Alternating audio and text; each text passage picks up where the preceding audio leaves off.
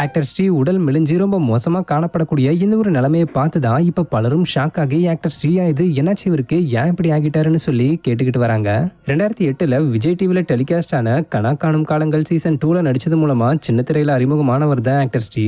அதுக்கப்புறம் 2012 டைரக்டர் பாலாஜி சக்திவேலோட டைரக்ஷன்ல வெளிவந்த வழக்கேன் 18/9 படத்துல நடிச்சது மூலமா தமிழ் சினிமால அறிமுகமானது மட்டும் இல்லாம தன்னை ஒரு சிறப்பான ஆக்டரா வெளிப்படுத்தியிருந்தாரு. சொல்லப்போனா இவர் நடிச்ச இந்த படத்துக்கு நேஷனல் அவார்டு கிடைச்சது மட்டும் இல்லாம இவருக்கும் சிறந்த அறிமுக நடிகர்னு சொல்லி விஜய் டிவி மற்றும் பிலிம்ஃபேர்ல இருந்து அவார்ட்ஸ் கிடைச்சிருந்தது. அதை தொடர்ந்து ஓனாய் மாட்டுக்குட்டியும் வில்லம்பு மற்றும் மாநகரம் போன்ற படங்கள்ல நடிச்சு தமிழ் சினிமால தனக்குன்னு ஒரு இடத்தை பிடிக்க ஆரம்பிச்சிருந்தாரு. மாநகரம் படத்துல சிறப்பா நடிச்சிருந்தது மட்டும் இல்லாம மாநகரம் படத்தோட மிகப்பெரிய வெற்றியை தொடர்ந்து ஆக்டர் ஸ்ரீக்கு சினிமால மிகப்பெரிய எதிர்காலம் காத்துக்கிட்டு இருக்குன்னு எல்லாரும் நினைச்சுக்கிட்டு இருந்தப்ப ஆக்டர் ஸ்ரீ விஜய் டிவில டெலிகாஸ்ட் ஆன பிக் பாஸ் சீசன் 1ல கலந்துகிட்டு எல்லாரையும் ஆச்சரியப்படுத்தியிருந்தாரு. ஆனா அதுல அவர் ரொம்ப நாள் தாக்கு பிடிக்கல. கலந்துகிட்ட நாளே நாள்ல பர்சனல் ப்ராப்ளம்னு சொல்லி அந்த போட்டியில இருந்து வெளியேறி இருந்தாரு. சரி, அதுக்கப்புறம் அவரை படங்கள்ல பாத்துக்கலாம்னு எதிர்பார்த்து காத்துக்கிட்டு இருந்த அவருடைய ஆடியன்ஸ்க்கு ஏமாற்றத்தை தர வகையில கிட்டத்தட்ட 5-6 வருஷம் கிட்ட அவருடைய படங்களே வெளிவரல. ஆக்சுவலா இதுக்கடையில அவருக்கு பட வாய்ப்புகள் கிடைக்கலையா இல்ல நல்ல கதைக்களத்துக்காக வெயிட் பண்ணிக்கிட்டு இருந்தாரா என்னன்றது தெரியல. ஆனா 2023ல இருகப்பற்று படத்துல நடிச்சது மூலமா கம்பேக் கொடுத்திருந்தாரு. இதுல அவருடைய கேரக்டர் மக்கள் மத்தியில நல்லாவே பேசப்பட்டுச்சு.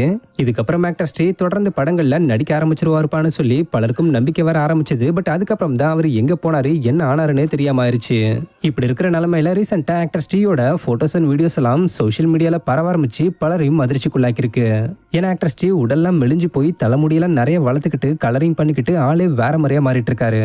ஆக்சுவலா ஆக்டர் ஸ்ரீ தன்னுடைய பழைய இன்ஸ்டாகிராம் அக்கௌண்ட்டை கைவிட்டுட்டு புதுசா ஸ்ரீ ப்ளூ டிக்கெட்ன்ற ஒரு அக்கௌண்ட்ல தான் ஆக்டிவா இருந்துகிட்டு வராரு. ஸோ அதுல தான் இந்த மாதிரியான வீடியோஸ் எல்லாமே ஷேர் பண்ணியிருக்காரு. அந்த வீடியோஸ்லாம் பார்க்கும்போது இவர் ரொம்ப நாட்களாவே ஒரு சின்ன ரூம்ல தன்னந்தனியா சமைச்சு சாப்பிட்டுக்கிட்டு வராருன்றது தெரிய வருது. இப்படி இவர் கண்டமணிக்கு வீடியோஸ் போடுறத பார்த்துட்டு இவர் மனரீதியா பாதிக்கப்பட்டிருக்காருனோ, இவருக்கு பட வாய்ப்புகள் கிடைக்காததுனாலதான் இப்படி ஆயிட்டாருனோ, இன்னும் சிலர் இவர் போதை பழக்கத்துக்கு அடிமை ஆயிட்டாருனோ, தவறான வழியை தேர்ந்தெடுத்துட்டாருன்னு சொல்லி கமெண்ட் பண்ணிக்கிட்டு வராங்க. பட் உண்மையிலேயே அவருக்கு என்ன ஆச்சுன்றதை பத்தி அவரே ஒரு வீடியோ மூலமா விளக்கம் கொடுத்தாதான் தெரிய வரும். மேலும் பலர் இப்படி தனிமையிலேயே இருக்காதீங்க, போய் டாக்டரை பாருங்க, வெளியே வந்து மனுஷங்க கூட பழகுங்கன்னு சொல்லி அவருக்கு அட்வைஸ் பண்ணிக்கிட்டு வராங்க. கூடவே அவருடைய ஃப்ரெண்டான டைரக்டர் லோகேஷை டேக் பண்ணி உடனே அவருக்கு என்னாச்சுன்னு போய் பாருங்க, முடிஞ்சா ஹெல்ப் பண்ணுங்கன்னு சொல்லி ரிக்வெஸ்ட் பண்ணி சிலர் கேட்டுக்கிட்டு வராங்க.